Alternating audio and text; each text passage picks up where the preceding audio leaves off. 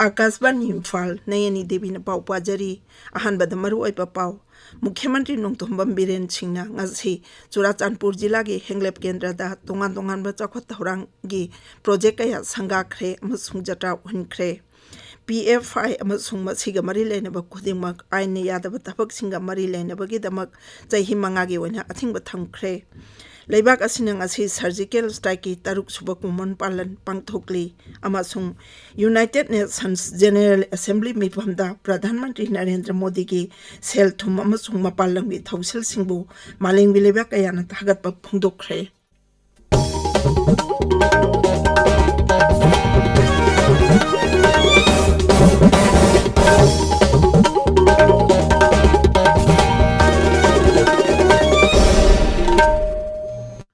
मुख्यमंत्री नोंथोंबम बीरेन सिंहना चुराचांदपुर जिला के हेंगलेप केंद्र दा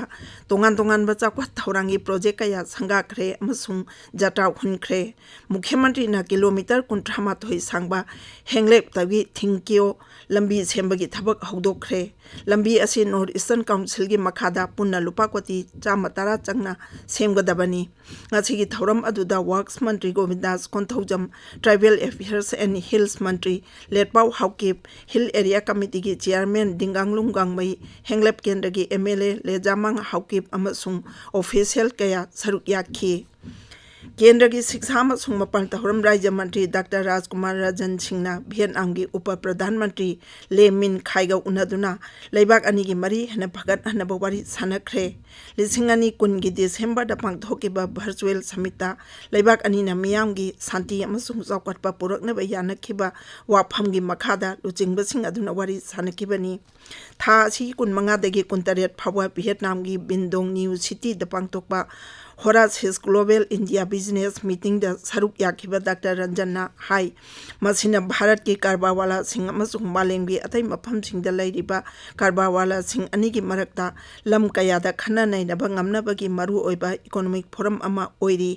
डॉक्टर रंजन प्रधानमंत्री की आत्मनिर्भर भारत की वाखलोन की मतंगदा फोंदोकलदुना भारतना लेबाक असि की इकोनॉमी की चांग अमेरिका की $1 ट्रिलियन मंगा यौहनबगी पांदम अदु फंगनबा होटनरिबा सिंगसु पनखी महांगना मिफम अदुदा सरुक यारिबा मकोक थोंबा कारबारवाला सिंगदा भारत का पुन्ना थबक तौमिनदुना कानबा कया लौनबा सु हाइखी तरा तरुक सुब वर्ल्ड रेबीज डे थौरमसी लम्फेलद लेबा इंडियन मेडिकल एसोसिएशन होल्ड पांगथोकली नेशनल रेबीज कंट्रोल प्रोग्राम की मखादा नेशनल हेल्थ मिशन मणिपुरना सिनबा थौरम असिदा रेबीज की मतंगदा मियामदा भापता हनबा साइकिल रैली अमसु पांगथोकी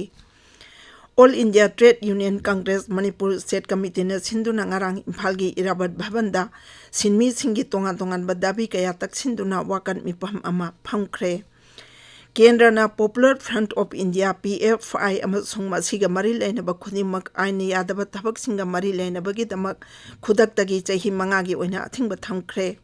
गृह मंत्रालय ने थोप चेरोल अमदा हाई PFI अमसुंग मसिगा मरी लेनबा Rehab India Foundation Campus Front of India All India Imam Council National Confederation of Human Rights Organisation National Women Front Junior Front Empower India Foundation अमसुंग केरला के रिहेप फाउंडेशन चिंगबसिंग असि लेबाक असिदा थोकलिबा टेरोरिस्ट सिंगे थबक थौरम सिंगा मरी लेनै PFI की आइन काइबा थबक थौरम सिंग असि मतम चाना थिंगौद्रबदी लेबाक असिगी शांति रक्षा की फिबमदा अकाइबा लाकपा याई अमसुंग लेबाक असिगी संविधान की मसक थियलकपा याई हाइना चिंगनबदगी सरकारना खोंगथांग असि लौखलकपनी पनबा याई हंदकता National Investigation Agency Enforcement Directorate अमसुंग राज्य पुलिस सिंगना तोंगान तोंगान बा राज्य सिंगदा लेबा PFI अमसुंग मसिगा मरी लेनबा लुप सिंगी ऑफिस सिंगदा थीबो हुंबगी थबक चतखिबनी मदुदा PFI की लुचिंगबा कया फगतखी मरक असिदा असम की तोंगान तोंगान बा जिला सिंगदगी ngarang सिक्योरिटी एजेंसी सिंगना Popular Front of India PFI की मियोय कुनमंगा फारे ग्वालपारा जिला दगी PFI की लुचिंगबा तारा अमसुंग कामरूप जिला दगी मंगा फाखी मदुगी ममंगदा NIA अमसुंग पुलिस ना PFI की लुचिंगबा तारमाथोय लेबा की मायुक्ता थबक थौरम चथबदा चेन्नई आबिगी मरालदा फाखी असम पुलिस न थोप चेरोल अमगी मतुंग इना फागल मियोइसिंग असि राज्य अदुदा कांगलुप मसेल की मरकता नुंसिना हंदनबा होनई हाइबगी थाजबा याबा पाउ फंगले Ngaksel Mantri Rajnath Singh ngasi Assam gi Dibrugarh jila da chatkani. Sri Rajnath na Dinjan Kempta ani suba Mountain Division gi lanmi singa wari sanagani. Thauram du da lanmi gi senior officer amana Ngaksel Mantri da tongan bai hiram asigi matang da paudam gani. Sri Rajnath Singh hayeng Arunachal Pradesh ta chatkani. Tabiri ba pau si Kasbani Imphal da gini.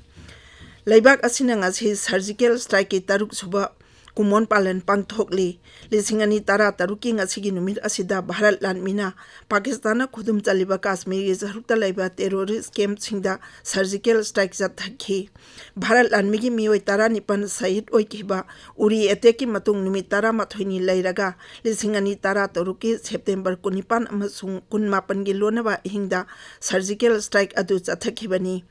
Jammu Kashmir da taba Special Force Unit Chingi Commando Yauna Bharat Landmina Ngamkhoi Lamdamda tongan mafam singda surgical strike adu chathaki.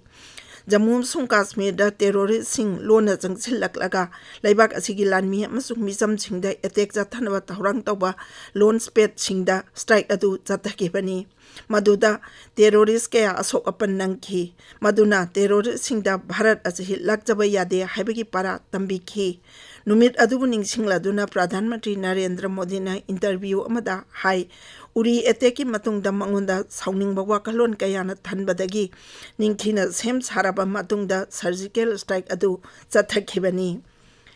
United Nations General Assembly miphamda Pradhan Mantri Narendra Modi gi sel thum amasung mapalamgi thausil singbu malemgi chawkhalakliba amasung chawkhalaba laiba kayana thagatpa phongdokre. Malemgi luchingba kayagi marakta Ukraine gi Rashtrapati Volodymyr Zelensky, Russia gi mapal thauram mantri Sergei Lavrov amasung France gi Rashtrapati Emmanuel Macron na Pradhan Mantri gi luching makhada Bharat si manglomda changsili haina panki. UN Secretary General Antonio Guterres na su Sustainable Development Goals mai pak anbagi dama Bharat na maru ebe taudang logadabani haina phongdokhi. Jamaica, France amasung Portugal na su Bharat bu thagatki. Assam amasung Nagaland gi Rajyapal Professor Jagdish Mukhina English sing ani kunmanga phawada TV laina muthanaba sarkarna pandam thamliba asi phangnaba honabada Indian Red Cross Society Nagaland State Branch na mateng pangnaba hairi. Kohima gi Raj Bhavan da pangthokpa thauram amada Professor Mukhina hai Red Cross Society na miyoibegi seba tawbagi mathakta laibak asigi miyam da machi obe chinjak pinjaba amasung TV laina muthanaba honabada su saruk yaba yai. Mahangna hai Red Cross haibasi tengbang darkar oiba miyambu grassroots level dagi mateng piba ngamba malengwi lup kayaga mari leinaba organization amani haina launai. Rajyapalna hai Red Cross ki thabak thauram sing mapung phana pangthoknabagi damak na ha oriba luchingba sing oja sirs ki luchingba doctor amasung nurse kaya su lup asida yawhannaba honagadabani. Thauram aduda Red Cross Society ki patron tarawhumdoi amasung by patron mangabu Red Cross base thetuna ikai kumnaba utkhi.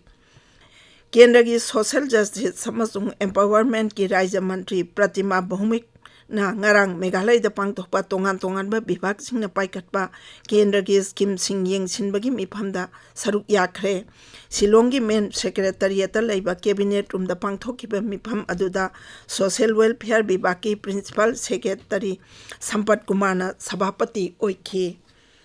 Aroibada maruoiba pau mohna Mukhyamantri Nongthombam Biren Singna ngasi Churachandpur jila gi henglep kendra da tongan ba chakhwat thaurangi project kaya sangakhre amasung jatra hunkhre. PFI amasung masiga mari leinaba khudingmak aina yadaba thabak singa mari leinabagi damak chahi mangagi oina athingba thamkhre. Laibak asina ngasi surgical strike ki taruk suba kumon palan pangthokli amasung United Nations General Assembly miphamda Pradhan Mantri Narendra Modi gi sel thum amasung mapalamgi thausil singbu malengbi leba kayana thagatpa phongdokre pauloi jare.